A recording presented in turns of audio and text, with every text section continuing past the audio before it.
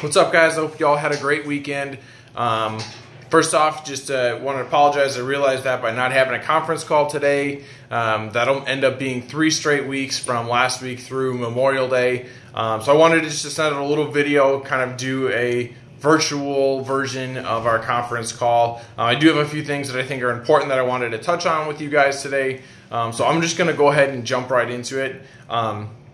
Number one, next week is Memorial Day. I know a few of you have said that you are planning on coming in. Most of you are planning to take that day off. Either way, make sure that we relay that to our clients. A lot of our clients might assume that we are not coming in because it's Memorial Day.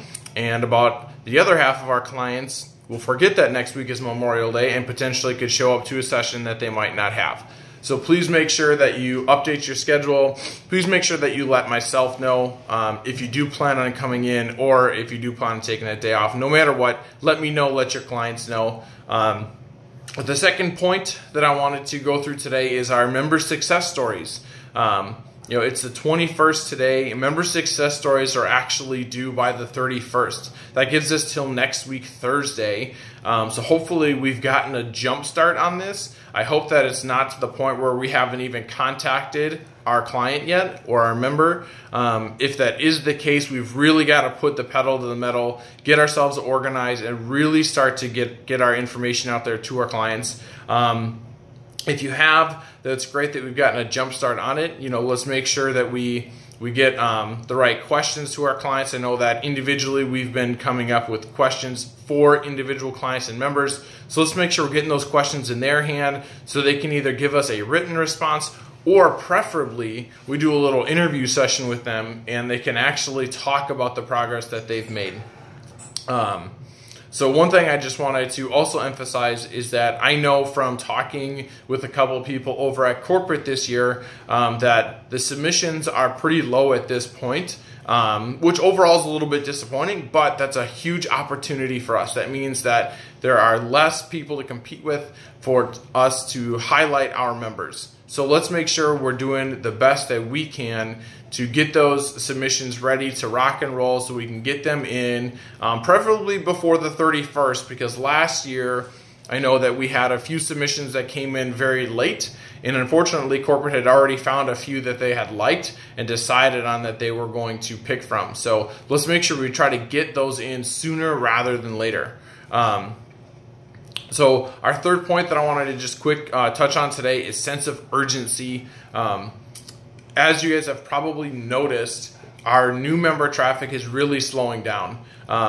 We're having some students trickle in at this point, but in terms of actual new long-term members, we are really starting to slow down, which means that we need to have an even bigger sense of urgency with everybody that we work with.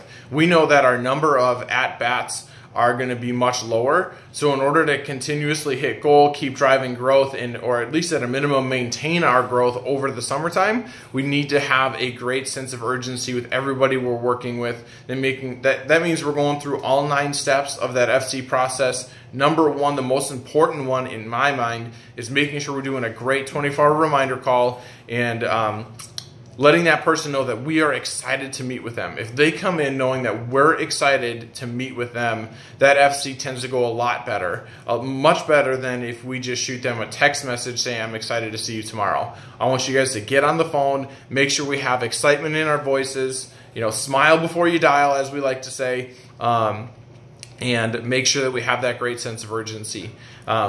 Also, with a lower number of fitness consultations, there is more time to be doing our follow-ups and to be doing personalized follow-ups as well. So same thing, I want to make sure we're having a sense of urgency with our follow-ups as well. We should be able to contact people a little bit more frequently and a little bit more personally as well, which also means I really want to emphasize getting on the phone, talking with our members, following up, how have their FCs gone, how have their workouts been. Let's make sure that we give them a sense of urgency as well and give them that personal touch. One of the last things I just want to talk about is a little story I actually got from one of my clients this morning. I just wanted to share with you guys. He heard it in church, but I'm going to put a little fitness spin on it.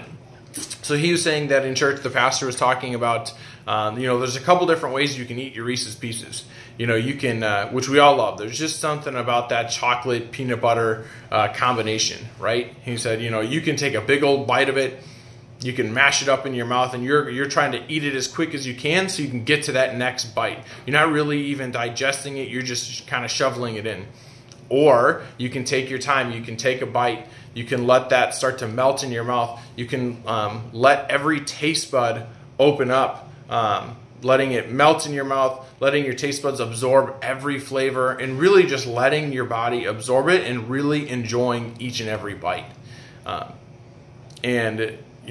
point of it is that, are we doing that with the information that we give our clients? And are our clients trying to take the time to absorb it?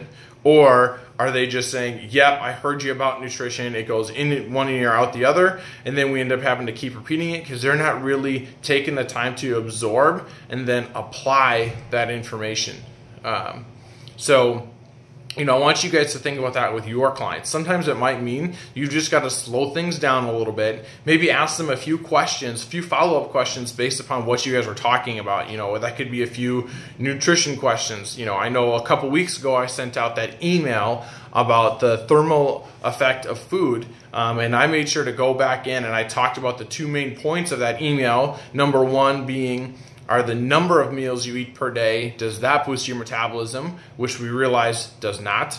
But what you eat plays a bigger important factor when it comes to boosting your metabolism. That means prioritizing protein over everything else. So I had to go back, make sure my clients read through most of it. A lot of them read the first part. They didn't quite get to that second part, which to me is the most important part. So just making sure we're slowing things down, making sure our clients are actually absorbing and digesting the information that we're giving them, and simply not just biting it off and simply not even completely absorbing it, not understanding it at all.